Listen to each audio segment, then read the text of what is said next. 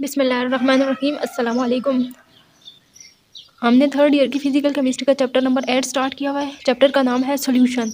तो इस चैप्टर का टॉपिक हम पढ़ रहे थे कोलिगेटिव प्रॉपर्टीज़। तो आज के दिन हम थर्ड कोलिगेटिव प्रॉपर्टी पढ़ेंगे। इससे पहले हम पहली दो colligative properties lowering of vapour pressure and elevation of boiling point पढ़ चुके हैं। इस लेक्चर में हम थर्ड कोलिगेटिव प्रॉपर्टी पढ़ेंगे जो कि है depression of freezing point.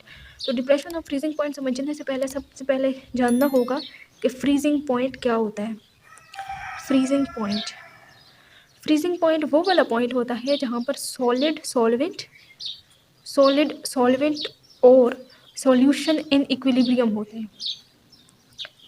Freezing point is that point at which solid solvent and solutions are in equilibrium with each other. और जब भी हम प्योर सॉल्वेंट में, ये फॉर एग्जांपल प्योर सॉल्वेंट है तो इसके कुछ वेपर्स बनेंगे और उन वेपर्स का कुछ वेपर प्रेशर होगा। और इसके मुकाबले में हम इसी सॉल्वेंट के अंदर कुछ non volatile and non electrolytic अगर सॉल्यूट ऐड कर देंगे तो ये अब सॉल्यूशन कहलाएगा। अब इस सॉल्यूशन के केस में जो वेपर्स बनेंगे वो कम होंगे, तो यहाँ पर जो वेपर प्रेशर होगा वो भी कम होगा। वेपर प्रेशर यहाँ पर ज़्यादा होगा जबकि यहाँ पर वेपर प्रेशर सॉल्यूशन का कम होगा। तो इसी डिक्रीज इन वेपर प्रेशर की वजह से सॉल्यूशन का जो फ्रीजिंग पॉइंट है वो कम हो जाता है। तो इसी को कहते हैं डिप्रेशन ऑफ फ्रीजिंग पॉइंट। इसी लोवरिंग ऑफ वेपर प्रेशर की वजह से by the addition of non volatile and non electrolytic solute lowering of vapour pressure भी होता है, और लोवरिंग ऑफ वेपर प्रेशर की वजह से फिर elevation of boiling point and depression of freezing point होता है। इसके बाद नेक्स्ट हेडिंग है ग्राफिकल रिप्रेजेंटेशन। Graphical representation. तो डिप्रेशन ऑफ फ्रीजिंग पॉइंट के लिए जो ग्राफ बनाया जाता है वो कुछ इस तरह है। इस ग्राफ में एक्स एक्सिस पे टेम्परेचर को प्लॉट किया जाता है जबकि वाई एक्सिस पे वेपर प्रेशर को। अब ये जो ऊपर वाली कर्व है, curve B C, it is for the pure solvent जिसकी जो लिक्विड स्टेट में होगा। और पॉइंट बी के बाद जब और टेम्परेचर कम करते जाएंगे, अब देखें जैसे जैसे हम टेम्परेचर कम करते जा रहे हैं तो प्योर सॉल्वेंट का वेपर प्रेशर भी कम होता जा रहा है, फॉलिंग कर्व है। पॉइंट बी के बाद अगर हम टेम्परेचर कम करेंगे तो वेपर प्रेशर में एब्रप्ट डिक्रीज आएगा। ये इस वजह से कि पॉइंट बी के बाद जो प्योर सॉल्वेंट है वो सॉलिड में कन्वर्ट होता जा रहा है, तो सॉलिड का वेपर प्रेशर लिक्विड के मुकाबले में कम होता है। इसलिए पॉइंट बी के बाद जो प्योर सॉल्वेंट है उसका वेपर प्रेशर एब्रप्टली डिक्रीज होगा। इस कर्व में पॉइंट बी जो है ये बहुत इंपॉर्टेंट है। इसको in other words triple point बी कहा जाता है, ट्रिपल पॉइंट। इस पॉइंट पे solid solvent, liquid solvent and vapours of the solvent are in equilibrium with each other. और इस पॉइंट पे फ्रीजिंग ऑफ सॉल्वेंट हो रहा है। इस पॉइंट के इस साइड पे अगर आप आएंगे तो सॉलिड सॉल्यूट आपको मिलेगा, सॉलिड सॉल्वेंट मिलेगा, और इस साइड पे लिक्विड सॉल्वेंट मिलेगा। तो ये वाला जो पॉइंट है इसको freezing point of pure solvent कहेंगे। और freezing point of pure solvent के ऊपर एक्सटर्नल प्रेशर अगर Ts होगा तो फ्रीजिंग पॉइंट प्योर सॉल्वेंट का होगा Tf0। इसी तरह सॉल्यूशन के लिए जो कर्व है वेपर प्रेशर और टेम्परेचर के दरमियान में वो है Ef। तो सॉल्यूशन इस पॉइंट पे फ्रीज हो रहा है। अब यहाँ पर आप अगर नोट करें तो सॉल्वेंट का फ्रीजिंग पॉइंट और सॉल्यूशन का फ्रीजिंग पॉइंट डिफरेंट है। सॉल्यूशन लो टेम्परेचर पे फ्रीज हो रहा है जबकि सॉल्वेंट हाई टेम्परेचर पे फ्रीज हो रहा है। तो इसी को, ये जो difference in freezing point of solvent and solution है, इसी को डिप्रेशन इन फ्रीजिंग पॉइंट कहा जाता है। पॉइंट एफ, ये जो सॉल्यूशन वाली कर्व है इसमें पॉइंट एफ बहुत इंपॉर्टेंट है। इस पॉइंट पे क्या होगा कि सॉल्यूशन जो है वो फ्रीज होता जाएगा, यानी इस पॉइंट पे सॉलिड सॉल्वेंट और सॉल्यूशन एक दूसरे के साथ इक्विलिब्रियम में होंगे।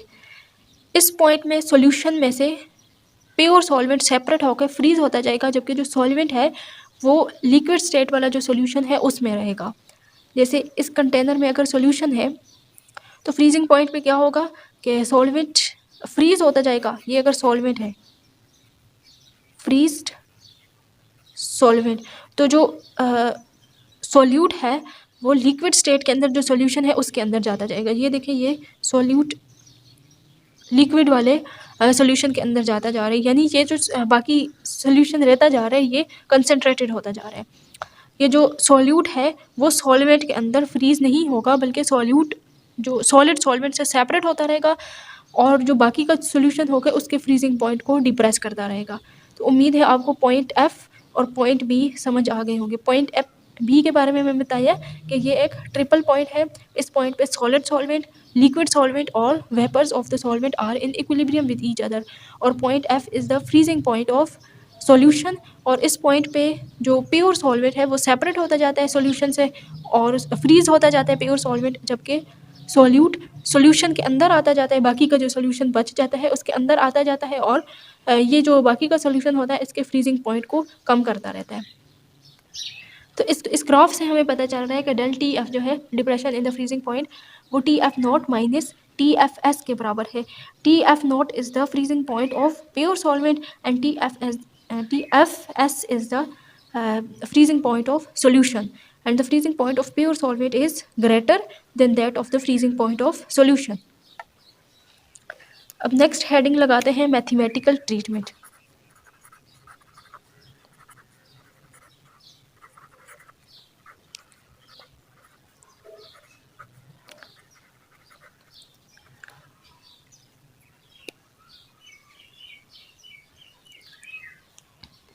तो अभी जो हमने ग्राफ देखा था उसके अंदर पी एस क्या था? पी एस था vapour pressure of pure liquid, vapour pressure of pure liquid and solid solvent at freezing point of pure solvent. PS जो था यहाँ पर ये क्या था? Vapour pressure of pure liquid, pure liquid यानी pure solvent in liquid state और pure solvent in solid state at the freezing point of pure solvent. It correspond to the PS on the vapor pressure side. इसके बाद and P is the vapor pressure of solid solvent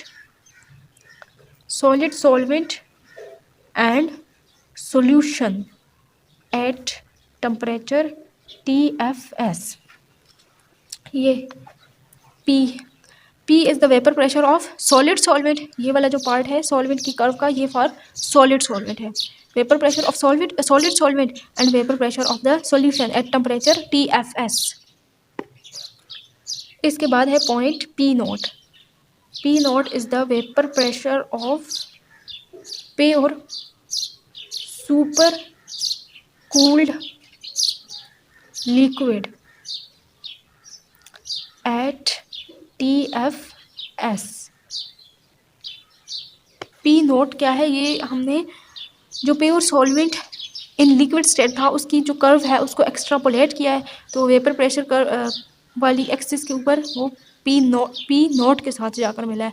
तो ये जो P note है ये है vapour pressure of super cooled solvent at temperature TFS।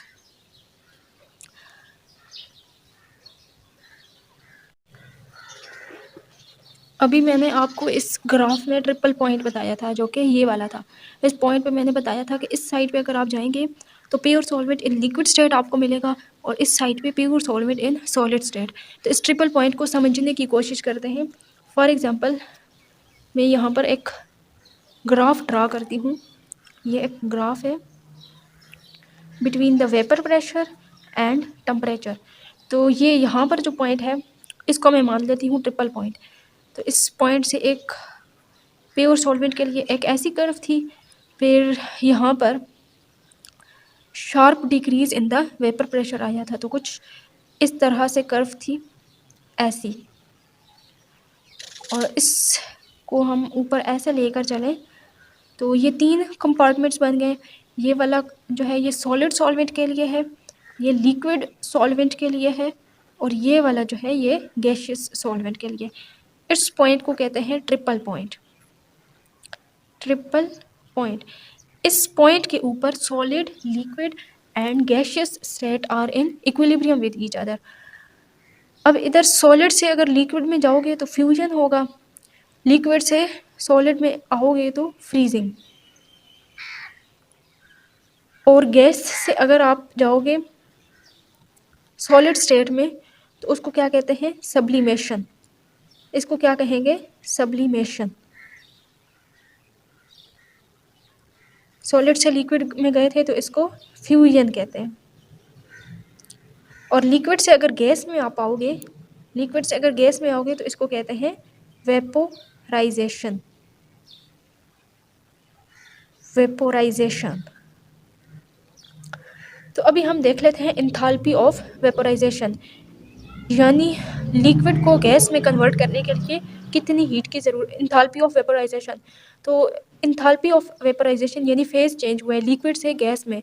तो Clausius-Clapeyron equation भी फेज चेंज के लिए ही थी। तो हम Clausius-Clapeyron equation for the vaporisation of pure solvent देख लेते हैं। तो उसके लिए होगा log natural PS divided by P naught will be equal to del HV, which is the enthalpy of vaporization, divided by R TF naught minus TFS divided by TF naught and TFS। हमने thermodynamics वाले chapter में इस equation को इस तरह पढ़ा था, log natural P2 divided by P1 is equal to del HV divided by R TF naught minus यहाँ पर आएगा TFS divided by TF not and TFS।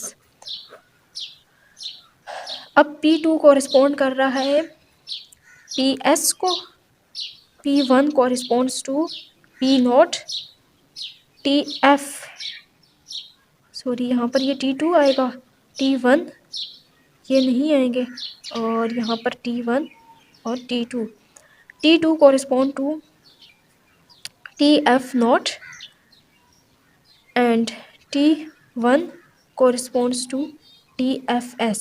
इस इक्वेशन से हमने ये वाली इक्वेशन बनाई है प्रेशर और टेम्परेचर की जगह ये चीज़ें पुट करके।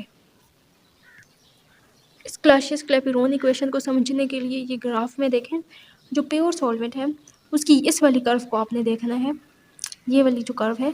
तो इस कर्व में पॉइंट बी के ऊपर जो टेम्परेचर है वो TF नॉट है, और TF नॉट को हम, ये हाई टेम्परेचर है तो इसको हम T2 कह देते हैं, और इस टेम्परेचर के ऊपर वेपर प्रेशर क्या है, PS। तो इस ये जो प्योर सॉल्वेंट वाली कर्व है इसको यहाँ पर एक्स्ट्रापोलेट किया है, इसको आपने देखना है। तो पॉइंट बी के ऊपर जो टेम्परेचर है वो TF नॉट है, और TF naught let's suppose higher temperature है तो इसको T2 कह देते हैं, और इसी TF नॉट टेम्परेचर पे जो vapour pressure of pure solvent है वो PS है। इसी तरह फिर इधर प्योर सॉल्वेंट का जो टेम्परेचर है वो TFS हो गया है, और इसका जो वेपर प्रेशर है वो P नॉट के बराबर हो गया है। और TFS को अगर हम T1 कह दें तो इसके कॉरेस्पॉन्डिंग जो वेपर प्रेशर होगा वो P1 होगा। तो P1 को हमने यहाँ पर P नॉट के बराबर किया है, P1 को P नॉट के बराबर किया है। तो P1 P2 T1 T2 की जगह हम ये वाली वैल्यूज पुट करेंगे तो ये वाली क्लासियस-क्लैपेरॉन इक्वेशन आएगी, और this equation is for the vaporisation of pure solvent. Similarly हम एक इक्वेशन लिख लेते हैं for the sublimation of the pure solvent. So for sublimation देखें, एक प्रोसेस यहाँ पर हुआ है वेपोराइजेशन का, लिक्विड से गैसियस स्टेट में आई है। अभी एक प्रोसेस यहाँ पर सब्लिमेशन का भी हो रहा है, गैसियस से अगर सॉलिड स्टेट में जाएंगे तो for sublimation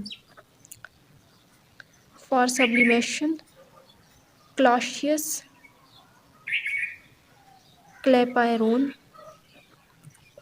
equation will be log natural PS divided by P will be equal to del HS enthalpy of sublimation divided by R आ जाएगा TF not minus TFS divided by TF not and TFS। अभी इस graph को अगर आप check करें तो मैंने आपको बताया है कि point B is the triple point.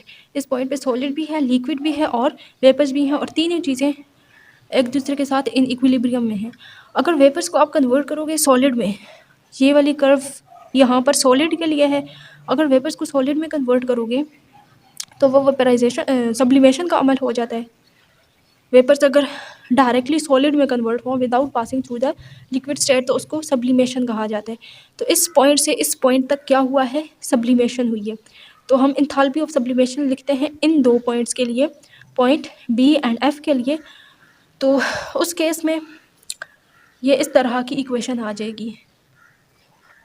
अब यहाँ पर पी एस P2 है, P is the P1, TF naught is the P2, T2 and TFS is the T1।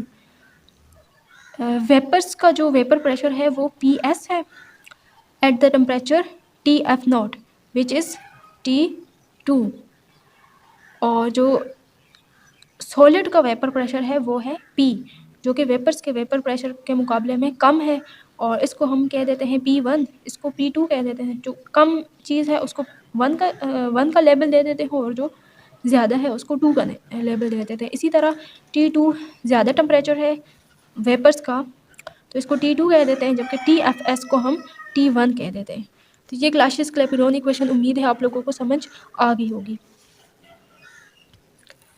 अब देखें 3 किस्म की स्टेट्स होती हैं। एक होता है वेपर्स, वेपर्स को कंडेंस करेंगे तो ये लिक्विड स्टेट में चला जाएगा, और लिक्विड को फर्दर कंडेंस करेंगे तो ये सॉलिड स्टेट में आ जाएगा। और अगर डायरेक्टली सॉलिड से कोई चीज़ वेपर स्टेट में चली जाती है तो इसको कहते हैं सब्लिमेशन। सब्लिमेशन। और अगर सॉलिड से लिक्विड स्टेट में कोई चीज़ आती है तो उसको कहते हैं फ्यूजन। तो देखें, अगर मैं सब्लिमेशन में से फ्यूजन माइनस करूँगी तो मुझे वेपोराइजेशन पता चल जाएगा। लिक्विड से अगर कोई चीज़ वेपर्स में जाती है तो उसको कहते हैं वेपोराइजेशन। तो इंथाल्पी ऑफ सब्लिमेशन यानी सब्लिमेशन के दौरान जो चेंज इन हीट होगा उसको इंथाल्पी ऑफ सब्लिमेशन कहेंगे, और फ्यूजन के दौरान जो चेंज इन हीट होगा उसको इंथाल्पी ऑफ फ्यूजन, और वेपोराइजेशन के लिए होती है इंथाल्पी ऑफ वेपोराइजेशन। तो इंथाल्पी ऑफ सब्लिमेशन के अंदर से अगर इंथाल्पी ऑफ फ्यूजन माइनस करेंगे तो आपको क्या मिल जाएगा, इंथाल्पी ऑफ वेपोराइजेशन। या हम ऐसे भी कह सकते हैं कि इंथाल्पी ऑफ सब्लिमेशन में से अगर इंथाल्पी ऑफ वेपोराइजेशन आप माइनस करोगे तो आपको मिल जाएगा इंथाल्पी ऑफ फ्यूजन। तो हम लिख सकते हैं कि enthalpy of sublimation minus enthalpy of vaporisation will be equal to enthalpy of fusion. तो हमने 2 किस्म की क्लासियस-क्लैपेरॉन इक्वेशंस लिखी हैं अभी तक। एक ये थी फॉर द वेपोराइजेशन, ये वाली, this particular one is for the vaporisation, इसको हम 2 का नाम दे देते हैं। और ये वाली जो क्लासियस-क्लैपेरॉन इक्वेशन है ये it is for the sublimation, इसको हम 1 का नाम दे देते हैं। तो अगर हम इंथाल्पी ऑफ फ्यूजन चाहते हैं तो हम इंथाल्पी ऑफ सब्लिमेशन यानी 1 में से 2 वाली को माइनस करेंगे तो हमें इंथाल्पी ऑफ फ्यूजन मिल जाएगी। तो अगर हम इंथाल्पी ऑफ फ्यूजन चाहते हैं तो हम इक्वेशन नंबर 1 में से यानी सब्लिमेशन में से वेपोराइजेशन माइनस करेंगे तो हमें इंथाल्पी ऑफ फ्यूजन मिल जाएगी। इंथाल्पी ऑफ फ्यूजन के लिए क्या करना है, enthalpy of sublimation minus enthalpy of vaporisation. इसके लिए इक्वेशन नंबर 2 में से जो क्लासियस-क्लैपेरॉन इक्वेशन है 1, उसमें से आप लोगों ने 2 माइनस करनी है। तो हम माइनस करते हैं। तो ये 2 क्लासियस-क्लैपेरॉन इक्वेशंस हमने लिखी हैं। पहली वाली जो है Clausius-Clapeyron equation for the vaporisation, और दूसरी यहाँ पर Clausius-Clapeyron equation for the sublimation. इसको हम 1 का नाम दे देते हैं और इसको 2 का नाम दे देते हैं। अब हमें अगर इंथाल्पी ऑफ फ्यूजन चाहिए तो उसके लिए हम इंथाल्पी ऑफ सब्लिमेशन में से इंथाल्पी ऑफ वेपोराइजेशन को माइनस करेंगे। यानी हम क्या करते हैं कि इक्वेशन नंबर 2 में से इक्वेशन नंबर 1 माइनस करेंगे। Subtracting equation 2 from equation 1। तो पहले आप लिखें equation number 2 which is log natural PS, और log में जो डिवाइड होता है उसको हम माइनस भी लिख सकते हैं, तो ये हो जाएगा माइनस log natural P। फिर ऊपर वाली टर्म लिखेंगे, यानी पहले जो लेफ़्ट हैंड साइड हैं दोनों इक्वेशंस की उनको माइनस करेंगे, तो ये माइनस ऊपर वाली लिखेंगे log natural PS लोग नेचुरल पी एस, और ये जो डिवाइड में आ जाता है इसको हम माइनस में लिख सकते हैं, तो माइनस लोग नेचुरल पी नोट हो जाएगा। और दूसरी साइड पे इंथाल्पी ऑफ सब्लिमेशन में से इंथाल्पी ऑफ वेपोराइजेशन अगर माइनस करेंगे तो हमें इंथाल्पी ऑफ फ्यूजन मिल जाएगी, और बाकी सारी टर्म्स उसी तरह आ जाएंगी। T F nought minus T F S divided by T F nought T F S. ये माइनस का साइन ब्रैकेट के साथ मल्टीप्लाई हो रहा है, तो इसको अंदर मल्टीप्लाई कर देंगे तो लोग नेचुरल पी एस माइनस लोग नेचुरल पी माइनस लोग natural P S minus minus becomes plus लोग नेचुरल पी नोट। इक्वल के साइन के बाद इधर यही टर्म आ जाएगी, तो लोग नेचुरल पी एस एक दफ़ा प्लस में है और एक दफ़ा माइनस में है, तो ये कैंसिल हो जाएंगे। अभी यहाँ पर लोग नेचुरल, अभी ये हो जाएगा log natural P note divided by, ये जो माइनस है इसको हम डिवाइड में भी लिख सकते हैं, divided by P will be equal to del H F divided by R into T F nought minus T F S divided by T F nought T F S. अब इनको फ्लिप अप कर देंगे, P को ऊपर ले जाते हैं, P note को नीचे ले आते हैं, तो उस केस में क्या होगा, इस साइड पे अच्छा ऐसे करते हैं, इस साइड पे भी माइनस को मल्टीप्लाई कर लेते हैं और इस साइड पे भी माइनस को मल्टीप्लाई कर देते हैं। यानी इस स्टेप में हमने क्या किया है, मल्टीप्लाइंग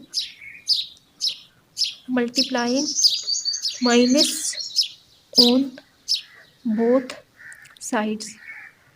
तो इस साइड पे जब माइनस है तो अगर हम पी और पी नोट को फ्लिप अप कर दें तो ये माइनस का साइन ख़त्म हो जाएगा, log natural P over P nought हो जाएगा, और ये बराबर हो जाएगा del H F minus del H F divided by R into T F nought minus T F S divided by T F nought T F S. अब p over p nought जो होता है वो तो आपको पता ही है कि x1 के बराबर होता है। ये चीज़ हमने राउट्स लॉ की फर्स्ट डेफिनेशन में पढ़ी थी कि vapour pressure of the solution is directly proportional to the mole fraction of solvent, और प्रोपोर्शनलिटी का साइन हटाया था तो p नोट लगाया था, तो ये राउट्स लॉ की फर्स्ट डेफिनेशन के अकॉर्डिंग है। अब ये बात भी हमें पता है कि x1 प्लस x2 यानी मोल fraction of solvent plus mole fraction of solute बराबर होता है 1 के, तो x1 बराबर हो जाएगा 1 माइनस x2 के। तो हम p ओवर p नोट की जगह लिखते हैं, अगर ये x1 की वैल्यू इसके अंदर पुट करेंगे तो p ओवर p नोट बराबर हो जाएगा 1 माइनस x2 के। तो p ओवर p नोट की जगह 1 माइनस x2 अगर लिखें तो ये हो जाएगा log natural 1 minus x2 will be equal to minus del H F divided by R into T F nought minus T F S divided by T F nought and T F S. अब mathematics में एक rule होता है expansion का, जिसमें हम लोग natural 1 minus x2 को एक्सपेंड करते हैं, तो माइनस x2 प्लस x2 का स्क्वायर डिवाइडेड बाय 2 का फैक्टोरियल, फिर माइनस x2 का क्यूब डिवाइडेड बाय 3 का फैक्टोरियल, और इसी तरह अप टू सोन एक टर्म के साथ प्लस आएगा और एक के साथ माइनस। अब ये माइनस है तो इसके बाद प्लस का, फिर माइनस का। अब जितना आगे जाते जाएगा तो 3 का फैक्टोरियल है, 4 का फैक्टोरियल, 5 का फैक्टोरियल, यानी डी न्यूमरेटर में जो वैल्यू है वो बड़ी आती जाएगी, और अगर किसी भी टर्म का डी न्यूमरेटर बड़ा हो तो ओवरऑल उसकी वैल्यू बहुत कम होती है, तो यानी इनको हम इग्नोर कर सकते हैं। तो लोग नेचुरल 1 माइनस x2 बराबर हो जाएगा माइनस x2 के approximately equal to the minus x2। इसकी जगह इस इक्वेशन में, अब ये जो ऊपर वाली इक्वेशन है इसमें लोग नेचुरल 1 माइनस x2 की जगह हम माइनस x2 पुट कर सकते हैं, तो ये माइनस x2 बराबर हो जाएगा del H F divided by R into T F nought minus T F S divided by T F nought T F S.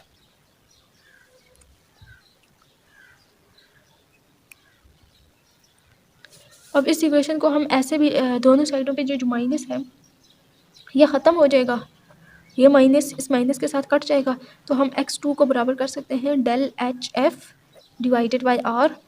ऊपर डिफरेंस ऑफ टेम्परेचर है प्योर सॉल्वेंट का और सॉल्यूशन का, तो उसको हम डेल टी भी लिख सकते हैं, del T F depression of freezing point, divided by T F nought, T F S हो जाएगा।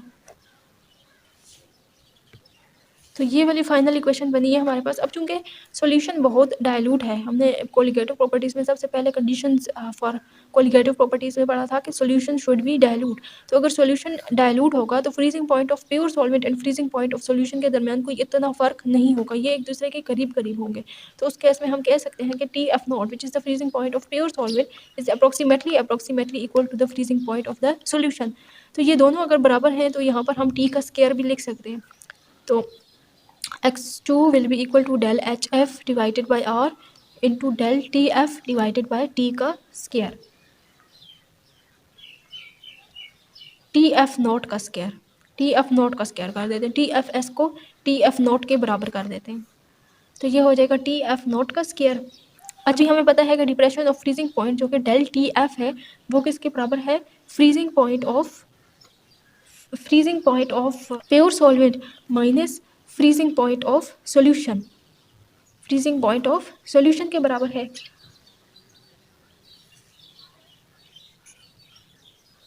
और यहाँ पर ये वाली जो इक्वेशन है, ये पर्टिकुलर इक्वेशन हमारे पास, इसमें हम डेल टी एफ को एक साइड पे अगर छोड़ दें तो इससे हो जाएगा del T F depression of freezing point बराबर हो जाएगा टी एफ नॉट का square into R divided by del H F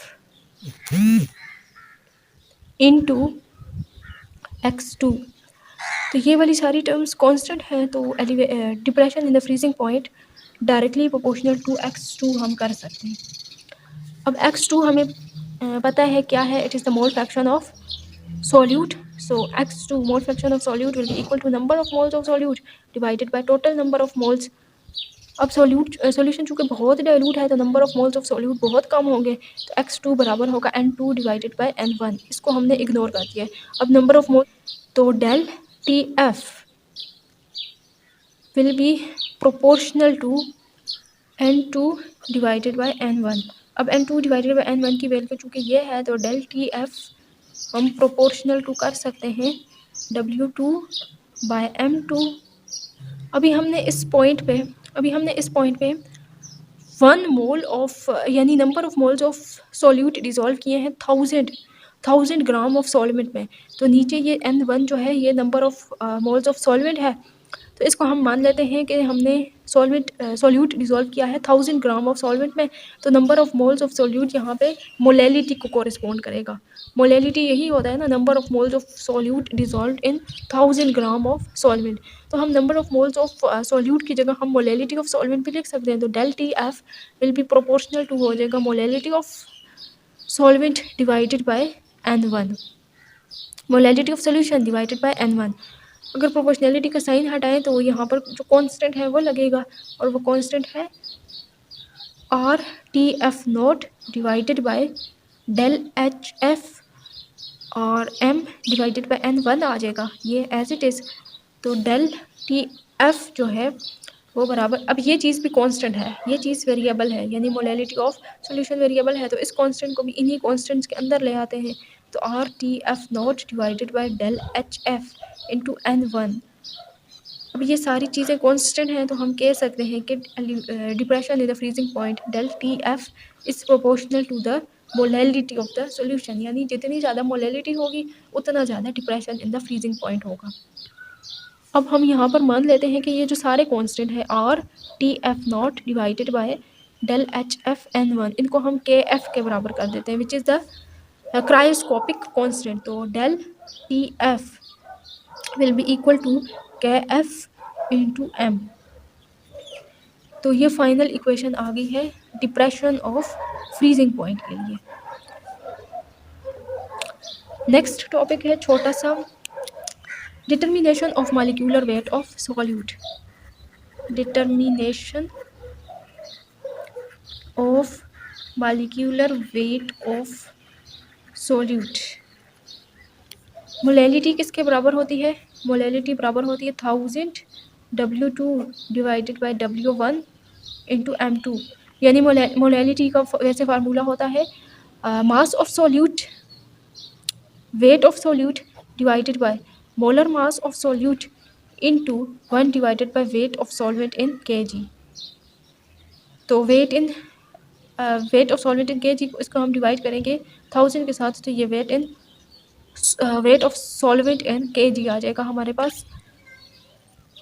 तो इसको हमने रीअरेंज किया है तो ये चीज़ बनी है। अब हमें पता था कि डेल टी एफ बराबर होता है के F into molality of the solution. के एफ मोलैलिटी बराबर होती है 1000 W2 divided by W1 into M2।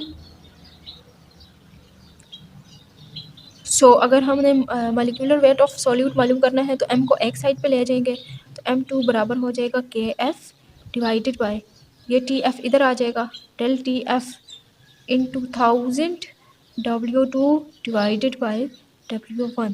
तो इस फार्मूले की मदद से हम मॉलिक्यूलर मास ऑफ सॉल्यूट मालूम कर सकते हैं। अब ये वाली जो इक्वेशन है डिप्रेशन ऑफ फ्रीजिंग पॉइंट के लिए, इससे हम कंक्लूजन्स कुछ ड्रा कर सकते हैं। पहला कंक्लूजन तो ये है कि depression in the freezing point is proportional to the molality of the solution. दूसरा कंक्लूजन ये हो जाएगा कि depression of freezing point is independent of the nature of solute. और तीसरी चीज़ ये है कि जो एक्सपेरिमेंटल टी एफ है it should be in accordance with the theoretical del TF। अभी next topic, relationship between depression in the freezing point and relative lowering of vapour pressure. तो हमने अभी पढ़ा है कि डेल टी एफ बराबर है के एफ के 1000 into W2 divided by W1 and M2। तो number of moles of solute जो है वो बराबर है weight of solute divided by molar mass of solute. इसी तरह number of moles of solvent बराबर है weight of solvent divided by molar mass of solvent. इसको हम ऐसे लिख सकते हैं कि वेट ऑफ सॉल्वेंट बराबर हो जाएगा नंबर ऑफ मोल्स, यानी वेट ऑफ सॉल्वेंट को हम लिख सकते हैं number of moles of solvent into molar mass of solvent. तो W2 और M2 की जगह N2 पुट कर सकते हैं हम, और इस W1 की जगह हम ये पुट कर सकते हैं। तो डेल टी एफ बराबर हो जाएगा के एफ 1000, इसकी जगह N2 पुट करो और डिवाइडेड बाय W1 की जगह N1 इंटू M1 पुट करो। अच्छा, इसको ज़रा रीअरेंज करके लिखें तो के F into 1000 divided by M1 N2 divided by N1 कर दें। तो हमने राउल्ट्स लॉ की जो थर्ड डेफिनेशन है उसके अकॉर्डिंग पढ़ा था कि relative lowering of vapour pressure will be equal to mole fraction of solute. और मोल फ्रैक्शन ऑफ सॉल्यूट किसके बराबर था, number of moles of solute divided by total number of moles. और टोटल नंबर ऑफ मोल्स में से हमने number of moles of solute को ignore कर दिया था, तो ये बराबर था N2 डिवाइडेड बाय N1। तो हम N2 डिवाइडेड बाय N1 को del P divided by P nought के बराबर कर सकते हैं। तो के एफ 1000 डिवाइडेड बाय M1, इसकी जगह हम लिख सकते हैं del P divided by P nought, और इस साइड पे आ जाएगा डेल टी एफ। ये सारी चीज़ें कांस्टेंट हैं, तो हम लिख सकते हैं कि del T F is proportional to del P over P not, यानी depression in freezing point is directly proportional to the relative lowering of vapour pressure. तो ये था relationship between the depression in the freezing point and relative lowering of vapour pressure. तो इन दो के दरमियान direct relation है। ये तो है relative lowering of vapour pressure. अब इसमें ये वाली चीज़ भी कांस्टेंट है, तो इसको भी इस कांस्टेंट के अंदर अगर बाहर कर दें तो डेल टी एफ हो जाएगा प्रोपोर्शनल टू डेल पी। तो ये इस इक्वेशन से हमें पता चल रहा है कि depression in the freezing point is proportional to the lowering of vapour pressure, और इससे हमें पता चल रहा है कि depression in the freezing point is directly proportional to the relative lowering of vapour pressure.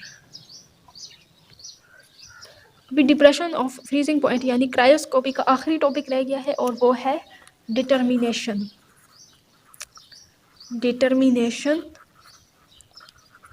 Of depression of freezing point. Determination of depression of freezing point. तो depression of freezing point मालूम करने के लिए दो मेथड्स होते हैं। एक होता है बेकमैन्स मेथड और दूसरा मेथड है रास्ट कैम्फोर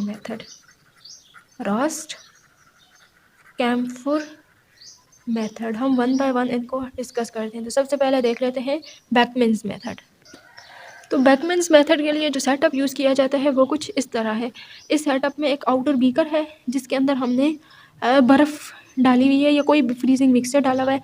उसके अंदर एक ट्यूब है जिसको जैकेट कहा जाता है, और फिर एक इनर ट्यूब है, और इनर ट्यूब के साथ एक साइड आर्म भी है। इनर ट्यूब के अंदर हमने बेकमैन्स थर्मोमीटर को हैंग किया है। इनर ट्यूब के अंदर 15 to 20 ग्राम ऑफ सॉल्वेंट लिया जाता है। अब इस सॉल्वेंट के अंदर थर्मोमीटर भी है और साथ में ये स्टिरर भी है। ये वाला जो फ्रीजिंग मिक्सचर है ये इस जैकेट के थ्रू, अब चूँकि ये ग्लास की ट्यूब है, glass is the conductor of heat and electricity, तो इस जैकेट के थ्रू ये इनर ट्यूब जो है ये फ्रीज़ होती रहेगी, और स्टिरर को आपने हिलाते रहना है ताकि सारा मिक्सचर यूनिफॉर्मली फ्रीज़ हो। तो एक पॉइंट आएगा जब ये जो सॉल्वेंट है ये फ्रीज़ होना शुरू हो जाएगा, तो इस पॉइंट पे आपने इस थर्मोमीटर से टेम्परेचर को नोट कर लेना है, और वो वाला जो टेम्परेचर होगा वो freezing point of pure solvent होगा। इसके बाद आपने जो प्योर सॉल्वेंट है इसको और रूम टेम्परेचर पे लेकर जाना है, और इस साइड आर्म से आपने फिर सॉल्यूट ऐड करना है। उस सॉल्यूट को सॉल्वेंट के अंदर सही डिज़ोल्व कर लेना है। फिर उसके बाद जो है दोबारा से ये सारा सेटअप यानी फ्रीजिंग मिक्सचर को लगाना है सॉल्यूशन। अब अंदर सॉल्यूशन होगा, तो फ्रीजिंग मिक्सचर को आपने बाहर ऐसे लगाना है, उसके अंदर रखना है सॉल्यूशन को। तो सॉल्यूशन जो है इस फ्रीजिंग मिक्सचर से फ्रीज़ होता रहेगा, और वो वाला पॉइंट आपने नोट करना है जब सॉल्यूशन अभी फ्रीज़ होना स्टार्ट हो, तो उस पॉइंट पे आपने थर्मोमीटर से टेम्परेचर को नोट कर लेना है। तो वो वाला जो टेम्परेचर होगा वो freezing point of the solution कहलाएगा। तो इसी तरह difference of the freezing point of solvent, pure solvent, and the freezing point of solution से आप लोग depression in the freezing point मालूम कर सकते हो। नेक्स्ट मेथड है डिप्रेशन ऑफ फ्रीजिंग पॉइंट मालूम करने के लिए, वो है रास्ट कैम्फर मेथड। तो इस मेथड में आप लोग कैम्फर को एज अ सॉल्वेंट यूज़ करते हो, और कैम्फर का जो के एफ वैल्यू होता है वो होता है तकरीबन 37। कैम्फर का के एफ वैल्यू होता है 37। तो पहले आपने सिंपल कैम्फर का फ्रीजिंग पॉइंट मालूम करना है, फिर कैम्फर के अंदर सॉल्यूट ऐड कर लेना है और उसका फ्रीजिंग पॉइंट मालूम कर लेना है। तो difference in the freezing point से आप लोग फिर डेल टी एफ की वैल्यू मालूम कर सकते हो।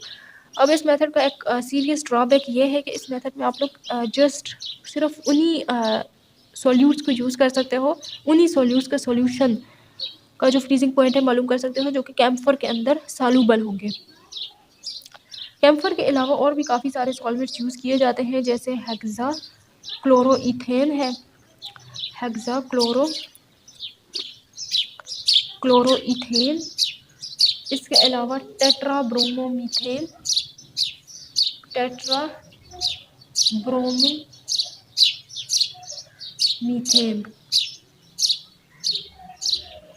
जो रास्ट कैम्फर मेथड है ये बेकमैन्स मेथड के मुकाबले में थोड़ा बेहतर है, क्योंकि इस मेथड में हमें के एफ की वैल्यू मालूम होती है।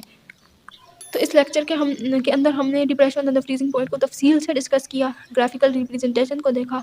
इसके अलावा जो रिलेशन है depression in the freezing point और relative lowering of vapour pressure उसको देखा। फिर determination of depression of freezing point के जो दो मेथड्स हैं उनको डिस्कस किया। तो उम्मीद है कि आप लोगों को समझ आया होगा।